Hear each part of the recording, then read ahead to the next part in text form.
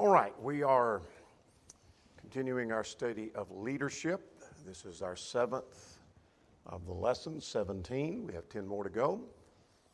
And we're dealing with problems in our study tonight. That's the title of what second part of that. We'll say more about that here in a second.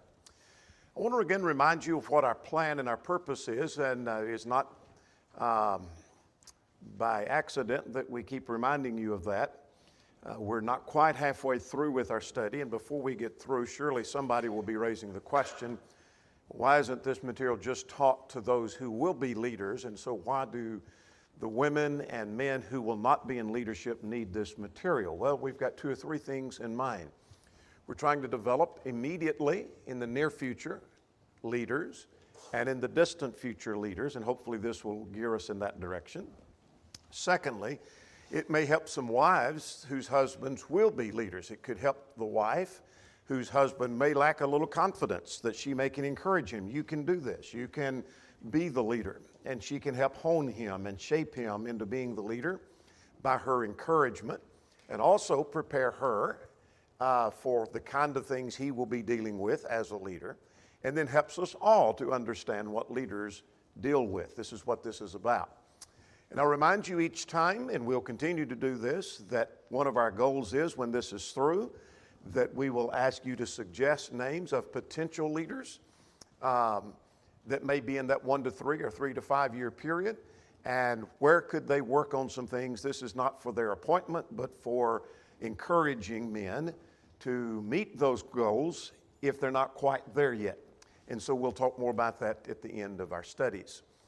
We are ready for Lesson 7, dealing with problems number 2. Lesson 6 and 7 deal with dealing with problems. I'll be out of pocket next week. Larry Hornaday will be teaching Lesson 8 on the work and authority of elders. And then we'll come back and deal with getting the work done in 2 studies, and then we'll come to the rest a little bit later. This was our introductory information to dealing with problems. And we made these points, which are still applicable to this, and that is that it's inherent in leadership of dealing with problems, any leadership. You're the coach of the baseball team, you are a manager of a store, you are a parent in a home. If you are a leader in any shape, form, or fashion, you will deal with problems. All of God's leaders always have. Whether we're talking about Nehemiah, Joshua, the Lord himself, or the apostles, they've all dealt with problems. Now, we were looking at 5 points in these 2 studies, and 3 of those we dealt with in our last study. We dealt with problems are expected. It's going to be that there will be problems, that they're unavoidable. And we talked about types of problems, and then we talk about problems have solutions. So tonight we're going to look at 2 points and then get to our scenarios that we're dealing with. And our 2 points here are simply the keys to handling problems. We'll spend the bulk of our time there. And then we'll talk about how problems can be a growing experience. For you as a leader, you're putting yourself in the place of being a leader in these studies. What would you do if you were there? And those that are not leaders who go and are watching the problem. Maybe they're not even a part of the problem, but dealing with that problem and coping with that problem, there's a lot to learn. We'll come to that toward the end. Let's talk about keys to handling problems.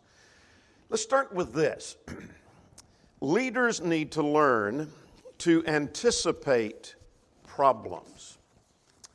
Leaders need to learn to anticipate problems. All problems cannot be anticipated, but many of them can be. And what we mean by that, just simply be aware of potential problems. I'm going to give some examples of this in just a second. But one who's going to be in a position of leadership, as well as all other leaders, needs to be one that can anticipate potential problems. And if we can anticipate this is a potential, it's not a problem yet, but it could be a problem, we can do 2 things. We can, number 1, take preventative measures to get ahead of the problem, so that we might keep that problem from developing and getting worse or developing at all. And then secondly, make some plans and preparation. What if this problem begins to manifest itself and raise its head up? What are we going to do and how will we address that? And so if you see those 2 areas, if we can deal with those 2 areas, then problems become minimal. Let me give you some examples here. Let's suppose there's a possible conflict in marriage with some couple in the church. And how would we know it's a possible conflict? We don't know the circumstance yet. But you as a leader, you're one of the elders. Put yourself there just for a moment, no matter who you are. Just pretend you're one of the elders. And you kind of get wind from maybe it's the wife in this marriage is telling some of the other ladies some things. It gives some indication there may be some potential problems. You begin to observe in the couple that there's some things a little bit different about their behavior, and you're wondering, could there be problems? So since there is this potential problem, you might take some preventative measures. Now, not knowing all the details yet, we may not know exactly, not knowing the couple in our scenario here, but you might take preventative measures. You might go and talk to the couple. Are there some problems? We kind of get an impression there's some difficulties. You might have some series of studies privately or in Bible class that have to do with marriage that may help prevent those problems. There may be some other measures you could take, and then you could take plans. If this develops into a full-fledged problem, how are we going to, as elders, going to address this problem?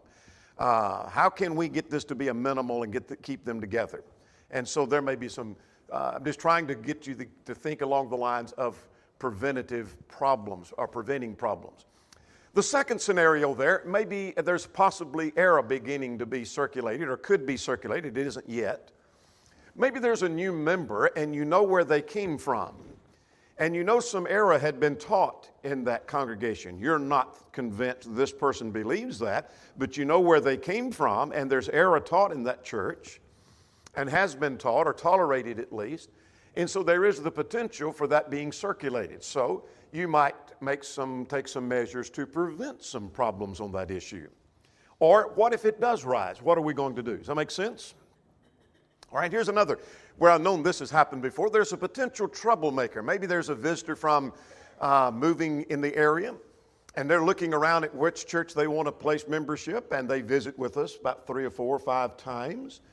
And they have a reputation from where they've come of being a troublemaker. There's potential for some problems. So we might take some preventative measures to get ahead of the problem to prevent that from happening. Maybe while they're visiting, do some lessons dealing with some how problems should be dealt with. It may give a signal. You're a problem here, you'll be dealt with. That may prevent some of the problems. Or what if it does arise? How are we going to deal with it? Making sense? Leaders have to anticipate problems. All right, let's go a little bit further. Let's talk about communication. When there are problems, would you agree that communication is vitally important? It is, because many of the people problems are basically communication problems. Do you find that to be true? Whether at work, in sports, if you, again, you know I'm not in sports, but some of you have kids in sports or you're a coach. Many of the problems are not probably over the rules. It has to do with the parents and the refs and the coaches not getting along. Usually the kids do all right. It's the people that misbehave. All right? Same thing at work, same thing in the church. Carnegie Technological Institute said, according to Turner, as he quotes that in his handbook, that 90% of those who fail in their life's vocation, it's because they can't get along with people. Now, not 90% of the people, but of that percentage, whatever that is, that fail in their life's vocation, 90% of that group fail because they can't get along with people. So communication is vitally important. Now, that's especially true when it comes to dealing with problems. Now, again, you're a leader. And in this case, we're talking about being an elder. So let's talk about ways to ensure communication and prevent misunderstanding. Why is that important? You're dealing with a problem, you're an elder, and why is it that you need to make sure that you communicate effectively and you're not misunderstood?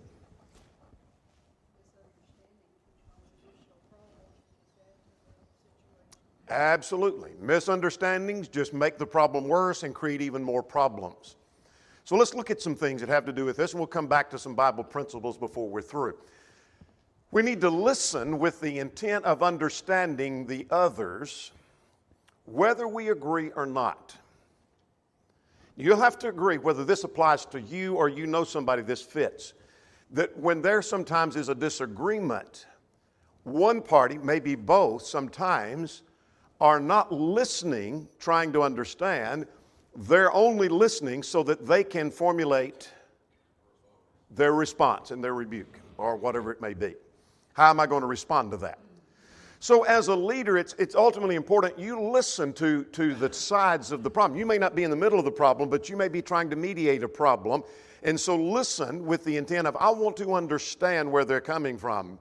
Understanding is not the same thing as agreement. Always quote and represent others correctly. Why is that important? Think of a simple rule. Golden rule. Treat others the way you want to be treated. Would that not apply? Don't be the kind of leader. This has happened to elders in various places where they didn't listen carefully to the criticism that may be offered or to the problem that was presented. So as they represent the problem to the congregation, or maybe they represent the problem to the people that are the problem, they misrepresent things. So that gets the idea that the elders aren't listening. And now we've created even a bigger problem. As you speak publicly or in conversation about this problem, whatever you're dealing with, speak so that you convey the idea you want to convey. If this one point is taken, this will prevent a lot of problems. So let's amplify just a little bit. We need to speak so as to not be misunderstood. I tell preachers as we go through preacher training programs, you need to speak so that you're understood, but you need to do more than that. You need to speak so that you're not misunderstood. That carries it a layer further. Does that make sense? So in doing that, we need to think about how our wording could be misunderstood. I just made a statement. Could somebody construe that in a different direction than I wanted it to go? And I look at it and I think, yeah. So what can I do now?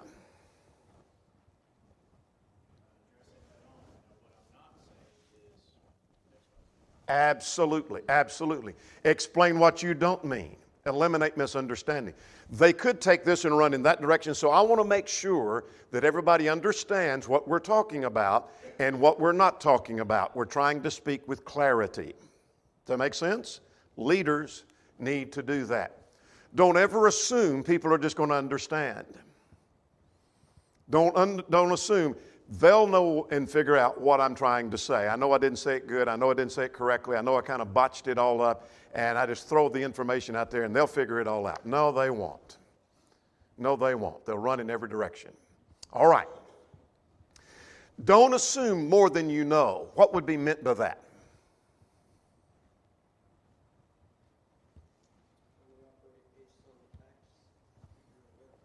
Yeah, here are the facts of the problem. We're dealing in generics here because we're not dealing with a specific problem now. We're just talking generically. Here is a problem. I need to deal with the facts as we know them and not assume more than is there. Let's gather the information first, get the data, and keep the church informed of what they need to know. We'll come back to that a little bit later. We're trying to ensure communication. Now, in communication, we're still developing that. We need to be careful what we say. Let's look at some passages that'll help us with this principle. Let's go to Proverbs 10 and 19. Someone read that for me. If you got it, just take off reading.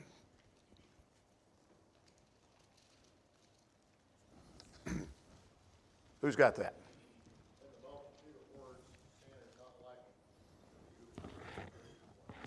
All right. Someone be turning to 17:27 while we talk about this passage. In the multitude of words, sin is not lacking. So we need to be careful what we say simply because the more we say, the more apt we are to say something wrong. That's what I'm learning from that text. Let's go over to 17 and in verse 27.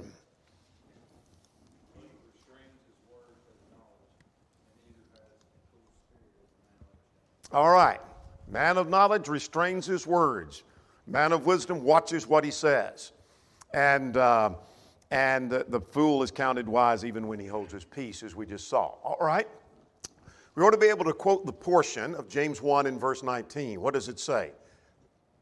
Let every man be, swift to hear, slow to speak. So we need to learn to control our words. That's the point we're learning from that. There's a time to speak and there's a time to be silent. Ecclesiastes 3 said that. Nixon in his book on leaders said a leader needs to learn not only how to talk, but equally as important when to stop talking. That's true of all kinds of leaders. It is important when we're communicating about a problem we use tact. And that's spelled T-A-C-T, not T-A-C-K. What's the difference? A tack with a K has point and punch and hurt. We need to use tact. Colossians 4:6, what does it say? Someone summarize that for me. Let your speech be always with grace seasoned with salt. Let it be palatable. Try to make what you say less offensive. In other words, you could tell, and this is not necessarily within the scope just of elders, but you could tell someone they're on the road to hell, and you can say it so bluntly that you cut them off. Or you could tell them you think they're going to be lost, and you're concerned about their soul, and say it in a way that it's appealing to them. Make sense? Say the same thing. It's just one, you're using a little bit of tact. A leader can be plain and straight without being unnecessarily offensive. And I put here simply, don't be the kind of leaders that others must run behind and put fires out. I've known of cases where there have been leaders who are constantly abrasive. They are using tact with a K. They're constantly pointed and offending so that somebody has to run behind them, kind of putting fires out and trying to keep things calm. Don't be the kind of leader where people are running behind you, putting the fires out. Does that make sense? Use some tact. Learn to use some tact. However, on the other hand, we can be so tight-lipped that we come across like we're holding something back and we're hiding something and we're trying to keep the church out of the loop. We'll say more about that here in a second. That's altogether possible. Need to be careful what we say. We're talking about communication. Now, this is going to be very important as leaders in dealing with problems. Open, broken lines of communication may be the problem to solving church problems, many of them. What do we mean by that? Well, some of the problems may not be as big as they seem because they're based upon maybe a misunderstanding between people. How many times have you had a relationship problem? Maybe with your mate, maybe with your children, it may be with a coworker, whatever, but when you finally get the dust all settled, you just misunderstood each other. You just misunderstood each other. And if you just calmly sit down and talk about the differences, you could figure all of that out. Now, when differences arise, we often take part of that information. That's why we talked about this a moment ago, and then we color in more than's there, and consequently, we've got a bigger problem than we thought we had. Now, this is a very important point. Problems can be minimized and settled when you get each party simply to say, here's what I meant by what I said and by what I did. And the other say, here's what I thought you meant, and et cetera. Does that make sense? I have been eyewitnesses to two families once who were at odds, hardly speaking to each other. They asked me to mediate between them. You've heard me tell this story before, where I sat down in my office and I said, here's the rules. When I say we're done, we're done. When I say hush, you hush. And when I say this is getting out of hand and you leave, you're going to get up and you're going to leave. It's on my properties, I'm controlling, or I'm not having a part of it. And they all agreed. And so I said, you tell your side of the story, and they started telling. And this one would interrupt, and I'd say, hush, you get to talk, you just hush. Let them talk. And then when this one would start over here, this one would interrupt, and I said, no, you just hush, and let them talk. And let's let them tell and then they begin to say, well, I thought you meant, well, that's not what I meant, and they begin to resolve the problem right in front of me. And they went out the door having solved their problem and thanked me for solving it. And all I ever did all night was say, hush. Just stay quiet. And so elders may have to do something like that, where you get parties together and say, let's see if we can restring broken lines of communication And we as the elders, or I as the mediator, whoever the case may be, you as the leader say, I'm going to mediate, and it's going to be by my rules, and we're going to solve this problem. And you may find yourself in that place. All right? Here's another thing about handling problems. Keep the problem as small as possible. Would you agree with that?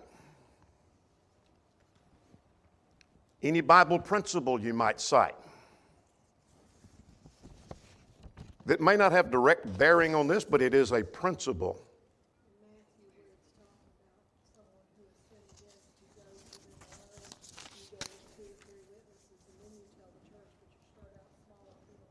All right, you're exactly right. Matthew 18, that's the idea. That if there's a problem between two people, they resolve that before it gets bigger. And then you take with you one or two more, and then later it comes. You don't start out making it as big as you possibly can. So as a leader, there may be, hopefully, will be problems solved before it ever reaches the level of coming to by the time it gets to the elders, it's done got to be out of hand, probably. It's got to be a bigger problem than it should have. But when it comes to the knowledge of you're one of the elders now. That's what we're pretending and playing here. You're one of the elders. Keep this principle in mind, though this passage may not have direct bearing on the circumstance. The principle we're driving at here is keep the problem as small as you can. You're not trying to sweep it under the rug. More about that in a moment. So that means we don't want to overreact. We don't want to make mountains out of molehills. You don't take a sledgehammer to drive a thumbtack. And sometimes we do make mountains out of molehills, and our answer sometimes are throwing the baby out with the bathwater. We talked about that last time. Here was a problem that could have been handled simply, but now we've made it a bigger problem by throwing the baby out with the bathwater. I gave an illustration last time. One of the men, let's suppose, that fills in my absence, teaches something he shouldn't have. So instead of dealing with him, we just cancel all other people other than the local preacher preaching. Well, let's just get rid of them all. That's throwing the baby out with the bathwater. You don't do that. Now we've created a bigger problem. Make sense? All right? We're trying to keep it small. So we're going to make people skeptical of even coming to us as leaders if we start making little problems bigger than what they really are. Does that make sense? They don't want to come to us with their problems. So handle problems as quietly as possible without making it everybody's problem. Does that make sense? When I lived in Louisville, I was not an elder, obviously, too young. I was in my 20s. And the elders would come to me and tell me, we have a problem in the church. We're not going to tell you who it is, what the problem is, but would you preach a lesson on X, Y, Z, and let's see if that helps. I would have no idea who the problem was. They didn't tell me. I didn't need to know. I didn't want to know. And those problems were dealt with and solved, and to this day, 40 years later, I still don't know who those problems were. They kept it as small as possible. Does that make sense? Elders need to try to do that. Otherwise, we're creating bigger problems. All right. We may need to do this. We're trying to handle a problem. We may need to probe to see if there's another layer of problem below the surface. What I mean by that is often the difference between people or the problem, there's a difference in the real problem and the horse they're riding on. Does that make sense? Somebody, and I'll give you an illustration of that here in just a second. In fact, I'll go on down to the bottom, number 4, and we'll come back to the other two. Here's a couple that says they're leaving because the church is not doing enough. The church here at El Bethel doesn't do enough teaching on marriage, divorce, and remarriage. They think there ought to be more than what there is what they're saying. That's the horse they're riding out on. And then we ask them, where are you going to go now? And they cite a church. Well, do you know they accept adulterers there? Those that have divorced contrary to God's plan? And when to find that out, I'm seeing point 3, inconsistency, which tells me what? That wasn't the real problem. The horse they're riding out on wasn't the real problem. The real problem they don't want to tell us because that doesn't make them look like the hero. That doesn't make them look as noble as riding out on the thing that we're more scriptural than you all are because y'all are not tolerating the teaching or y'all are tolerating the lack of teaching and we want to go where there's more teaching. That makes them look better. I've seen it happen time and time again. And perhaps you've seen that as well. Make sense? So probe to see if there's a little problem beneath that. Often the complaint is not the real problem. All right?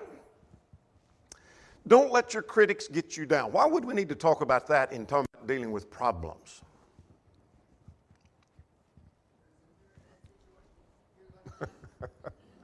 You're going to be criticized. If you're a teacher, now I'm not even talking about a church. If you're a teacher in public school, you're a coach of a ball team, you're a manager of a store, guess what? You're going to be criticized. It's going to happen. It's going to happen time and time again. Jared? Anybody that makes decisions is going to be criticized. Here's some things to remember. Moses was a leader, and he was greatly criticized. Took too much authority on himself.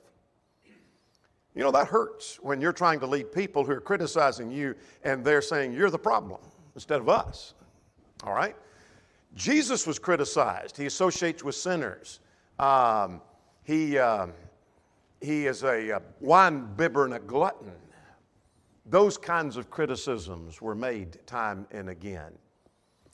Criticism is easy. It doesn't take much skill to do that. And you may need to consider the source. Homer Haley used to use a phrase when talking to discouraged preachers. When they took criticism, he'd say, just remember, when you get kicked by a mule, consider the source. That's not bad advice. When you get kicked by a mule, consider the source. And so consider the source. And what we mean by that, let me give you some insight as to why you're being criticized. Consider where the source of this criticism is coming from. Now, what can we learn from our critics? Again, we're talking in general terms. All right, they may have a valid point. Yeah, sometimes the critics are correct. You're trigger happy and you work too fast in this case. Well, maybe they were right. You were too slow in pulling the trigger on this problem. Well, maybe they were right. Sometimes the critics are right. Elders are not always 100% right, are they? In fact, they make a lot of mistakes. Even if they're not correct, how can I benefit? You're going to learn from it. Keeps you on your toes, makes you rethink, reevaluate, anticipate. So we dealt with this problem, we got a lot of criticism. This next problem we're dealing with, we may have to reevaluate. Maybe we can do it better. Maybe we didn't think that was justified, but maybe we can do better on this problem. And so it makes you sharper because of that. This is an important point. I've seen this time and again with leaders when maybe someone offers, for just a simple illustration, 10 criticisms, 8 of which or 9 of which are invalid and are silly. We then want to do what? Throw them all out. And yet there's maybe one that's a valid one. So don't throw every criticism out just because much of it is unjustified. There may be that element of truth there that you can benefit from, and so take them one by one and analyze those. Treat your critics fairly, Romans chapter 12, 21 and 22. What is Romans 12, 21 and 22? Tell us and help us here. How does it help us here? If your enemy is hungry, you feed him. He's thirsty, give him drink. Don't be overcome of evil, but overcome evil with good. Your critic may not be treating you fairly.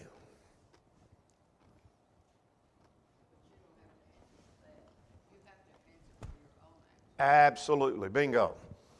So you want to treat them fairly, not because you think they're right, but because you want to be right. Does that make sense? You're a leader. You're trying to influence others. And you say, but it's not fair. I want to treat them fairly, not because they're right, but because I want to be right. That's the principle we need to function on. Now, here's a point before we get to the next one quickly, and then I want us to get to our scenario. Deal with the problem. Now, again, you're in a position of being a leader. And so, what are we saying here? Deal with the problem. Don't ignore the problem thinking it goes away. Most problems, if we ignore them, they get bigger, they don't go away. If it's a legitimate, serious problem, it's not going to go away. Be open and above board wherein the congregation needs to know. Now, the reason I mention that is because not every problem does the congregation need to know. You're dealing with this married couple, and they're having some issues, and you resolve it. Does the congregation need to know every detail of what went on, or even that you were dealing with them? No.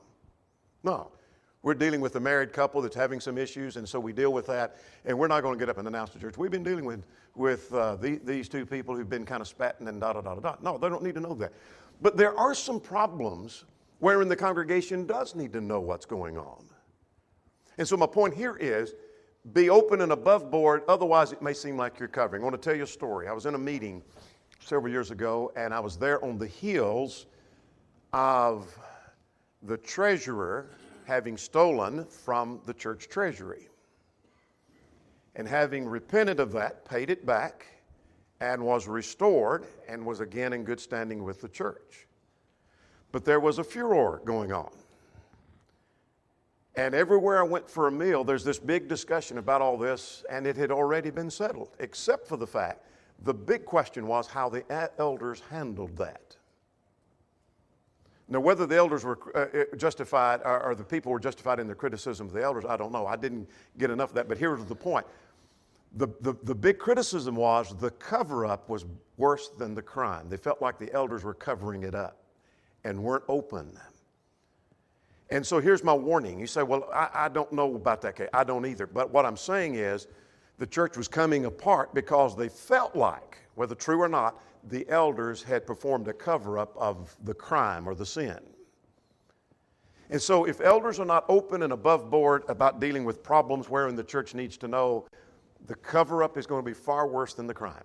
It always is. It always is. Make sense? It always is. All right, let's talk about problems can be a growing experience. I want to throw this Bible principle out because I want us to get to at least one of our scenarios. Problems that are not good can be used to produce good. Would you agree with that? Is that a Bible principle? Yes, it is.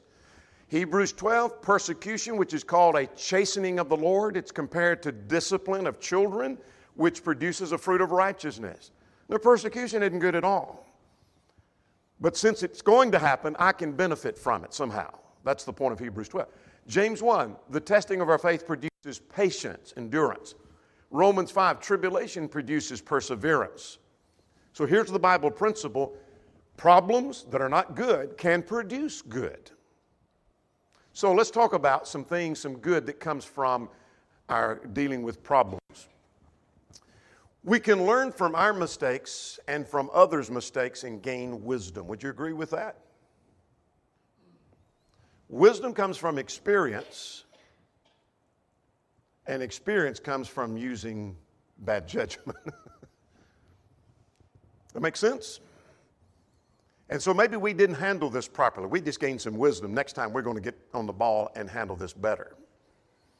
You do that as a parent. You do that in whatever work you're in, and elders do that too. Make mistakes and you learn from that. Or maybe it's the mistakes of others and you learn, you gain some wisdom. We learn about people and how they act. I worked with a church, you've heard me tell this many times, that was going through World War III. I mean, it was 5 different factions. And the guy that suggested me for the work, I saw him about 2 weeks ago, and he said, I'm sorry. This was 30-something years, 40 years later. And he said, I'm sorry I recommended you. And I said, well, you didn't know, number one. Number two, I'm glad I went because I learned about people and learned how to deal with problems. It was good. It was good for me. All right, here's something else you learn. Problems force us to study and to prepare. Would you agree with that? Particularly if there's a doctrinal issue at hand. Someone starts teaching error on grace. Someone teaches error on Romans 14, divorce and remarriage. You name it. And it rises up in the church. Particularly leaders going to get real busy. Start doing their homework and their research and get down on that subject. They're going to get the material down and know how to deal with that, how to answer the arguments, how to deal with. And so it forces us to study where we might not have studied that before. Here's something else. We're going to learn what might prevent the problem in the future. We're going to see problems. You know what? The reason we had this problem is we failed to do X, Y, Z. So we're going to start doing X, Y, Z so that doesn't happen again. Does that make sense? All right. It's going to help us mature and grow stronger. You'll be a stronger person having gone through the problem. The whole church will be. But you as a leader, you go through that problem and you'll be stronger on the other side. Does that make sense? dealing with problems. All right, let's go to our scenario. We're still running a week behind, and if we get this one done, we'll still be at that same spot. So, unless Larry catches you up next time, maybe he'll do that. We'll put that on his shoulders. All right, here's the scenario.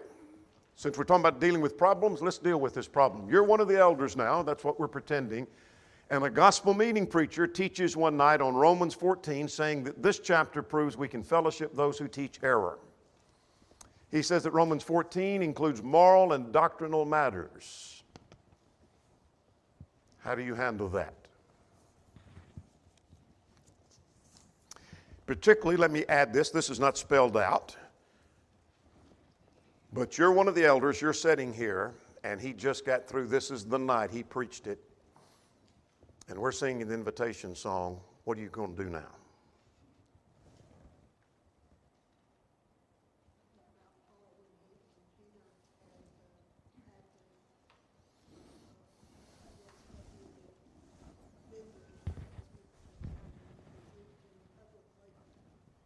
All right, exactly. Galatians 2:11-14, Paul rebuked Peter to his face in the presence or before them all, the text said.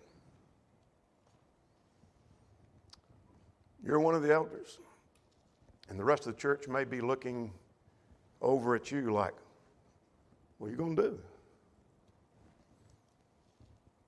I've never seen it myself personally, but I would, when you want to go up and make sure he said, repeat the thing he said and ask the preacher, is this what you were saying? To get, before I was to rebuke that. All right. Make sure there's no miscommunication. All right, let's talk about two.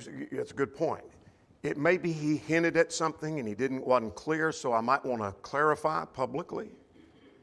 But this is a clear case because this has happened in several places where it's clear his whole sermon basically dealt with. It's not a misunderstanding. We know he is very clear in his point. He is teaching we can fellowship those who teach error because this deals with doctrinal and morals. What are you going to do?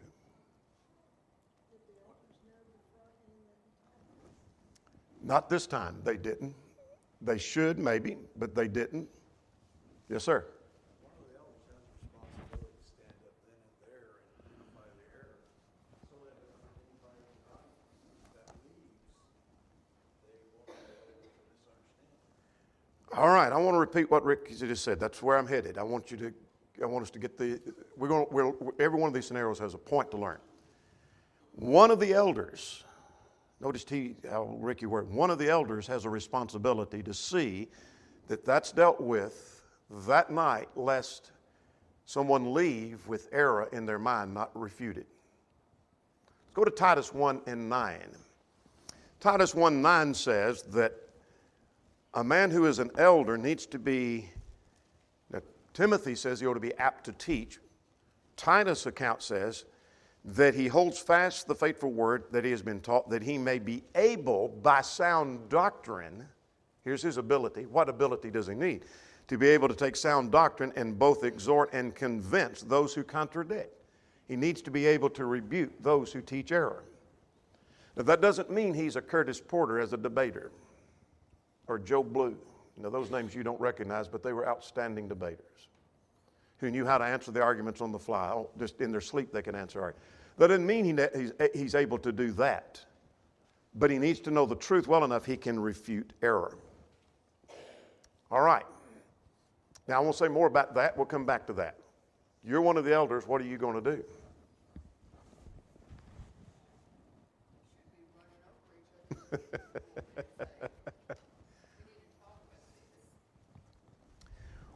You're exactly right.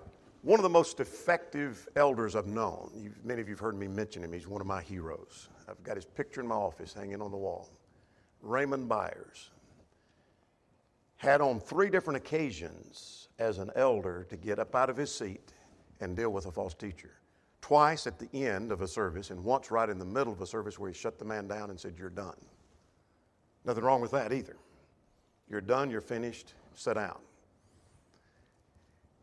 And one occasion, or at least 2 occasions, there were faithful gospel preachers, plural, in the audience, who were more qualified to deal with the particular error than he was. But why is it effective for one of the elders to do that? I'm not saying he has to be the one that speaks. The preacher may not be an elder, so it falls to the elder, not the preacher. All right. Certainly one of the elders could get up and announce or call on the local preacher. We're going to have him get up and respond. There may be a visitor preacher who is well equipped on the subject who could get up and respond, and we may call on him to do that.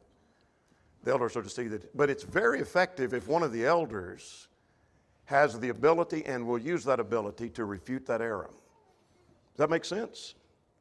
He's doing what Titus 1 says. And I want to tell you, I wasn't present, but I know of those occasions because that made it my business to kind of research those occasions when Raymond Byers got in the pulpit and answered when others were present who could do it far better, skilled far better in polemics than he was. To hear the congregation describe that, they said how effective that was and salvaged the church in all three cases from some teacher of error.